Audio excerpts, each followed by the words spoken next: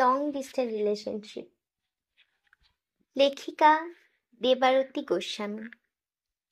Long distance রিলেশনশিপের নাম শুনে অবাক হয়ে মুখের দিকে তাকিয়েছিলেন অফিসের এক কলিগ। শোন, প্রথম প্রথম সবটাই ঠিকঠাক থাকবে, তারপর কোন দিন হুট করে দেখবি সব কেটে গিয়েছে। কতই তো দেখলাম ভাই, out of sight out of mind. বিশাল বড় বিল্ডিংটার সেকেন্ড ফ্লোরে আমার অফিস। দুপুর আর বিকেলের মাঝে ঠিক এই সময়টায় জানালার ধারে এসে দাঁড়াই, প্রায় রোজ, কফির কাপটা হাতে নিয়ে। সামনেই একটা কলেজ, মেয়েটা কুর্তি পরে আর ছেলেটা জিন্স। প্রতিদিন দেখি ওদের হাত ধরে এসে দাঁড়াতে সামনের বকুল গাছটার নিচে।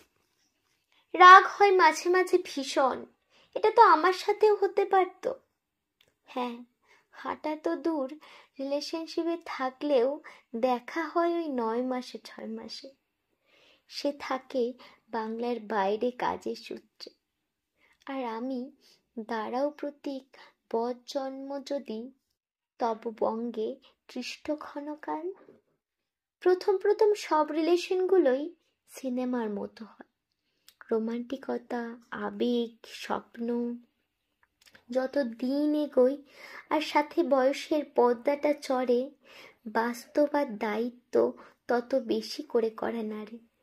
শেষ কবেই টিনেজ বেলার মতো শুধু একে অন্যের দিকে তাকিয়ে সিনেমার গল্পের মতো কথা বলেছিলাম মনেই নেই। সরাসরি সরাসরি তাকানোর সুযোগটাই আমাদের বড়ই কম। তবে ওই ভিডিও কলে কখনো সখনো। আজকাল আদুরে গলায় ঘুম আসছে না, সকাল হয়ে গেছে ওঠো, এইসব আর বলা হয় না। তার জায়গায় আজ ফিরতে লেট হবে, আজ আর ফোন করো না, ভাবছি একটা ফিক্সড ডিপোজিট করে রাখবো, জ্বরটা বাড়লে ডাক্তার দেখিও। কিন্তু এই সবই চলে। দেখনদারি কম, তবে চিন্তাটা বেড়েছে। এই তো সেদিন অফিস থেকে আমার ফিরতি পথে ফোনটা গেল সুইচ অফ হয়ে। মেট্রোতে কি একটা সমস্যা, বাড়ি ফিরতে দেরি তো হলোই, সাথে জানাতেও পারিনি। বাবা ও মায়ের সাথে বহু দূরে এসি রুমে বসে থাকা একটা ছেলের ঘাম গড়িয়েছে চিবুক থেকে বুকে, টেনশনে। চিৎকার শুনেই বুঝতে পেরেছি, ঠিক যেমন আমি আজকাল কেমন মায়ের মতো হয়ে যাচ্ছি। রাতের বেলায় সেই দূরের রাজ্যে বসে থাকা একটি ছেলের সাথে তুমুল গণ্ডগোলের পরেও ইলিশ মাছের ডিম দিয়ে খেতে ভারী কষ্ট হয়। সে বোধহয় ম্যাগি খেয়েই দিন কাটাচ্ছে। কতবার মনে হয়েছে, দূর, আর নয়, এভাবে আর হয় না, শেষ হোক। ভাবাই সার, ভাঙা হয়নি। আজকাল ঝগড়া হলে সম্পর্ক ভাঙার কথা আর ভাবি না, জানি আরে ভাঙবেও না। রোদ, জল, ঝড়, বৃষ্টিতে যে সম্পর্ক ভাঙেনি, তা ভাঙার সাধ্যই আমাদের কারোর নেই। বন্ধুরা বলে, তুই এত নিশ্চিন্ত কি করে থাকিস বলতো? বিয়ে তো হয়নি, তোর ওই বয়ফ্রেন্ড যদি অন্য কোনো মেয়ের সাথে ঘুরে বেড়ায়, সে তো জানতেই পারবি না। না, তা পারবো না অবশ্য, তবে ওই নিয়ে নিশ্চিন্তে থাকি। কেন জানি না, সে আগের মতো আর ইনসিকিউরিটিতে ভুগলি না। কারণটা আমি নিজেও জানি না, তবে এইটা জানি, আমি যেমন বিশ্বাসঘাতকতা করিনি, সেও করবে না। প্রেম তো বাচ্চারাও করে, আমরা তো আনঅফিসিয়ালি সংসারী। ভ্যালেন্টাইন্স ডে কবে সে ছেলের তো ভুলেই যায়। জন্মদিনে 12টায় উইশ কোনো ক্রমে করে, তারপর ওপার থেকে নাক ডাকার আওয়াজ। জানি নাক ছিটকোবেন, হাউ আনরোমান্টিক। আমাদের সম্পর্কটা ঠিক মায়ের হাতের পায়েসের মতো। রোজকার ছিমছাম আর পৌড়ে গা শোয়া। শেষ যেদিন ঘুরতে বেরিয়েছিলাম, সাথে এক দঙ্গল বন্ধুর দল। রাগ করেনি সে, খারাপ লাগেনি আমারও। ভিড়ের মাঝেও লেপ্টে থাকা শিখে গিয়েছি এত বছরে।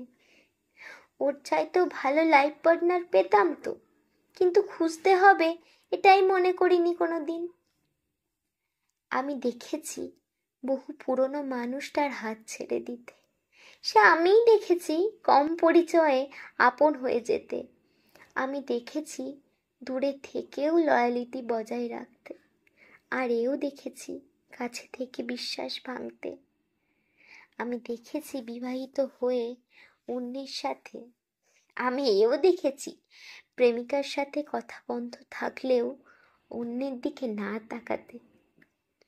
নতুন পুরনো কাছে দূরে বলে সম্পর্কে কিচ্ছু হয় না। দূরে থাকি তো মন খারাপটা আজকাল বেড়েছে, একাকিত্ব গ্রাস করে মাঝে মধ্যে, খারাপ লাগে। রাস্তা দিয়ে যাওয়ার সময় এক ছাতার তলায় দুজনকে দেখে, তবে অন্য কারোর সাথে নিজেকে ভাবা তো দূরে, মনেই আসে না। মায়ের জায়গায় কোনোদিনও অন্য কাউকে কল্পনা করতে পেরেছেন? আজকাল আমরা বন্ধুদের ঘাড়ে হাত দিয়ে ছবিটা ওকে পাঠাতে আটকাই না। ওর বান্ধবীরা আমার চাইতে ঢের ঢের সুন্দরী। সত্যি বলছি, আমি ভয় পাই না।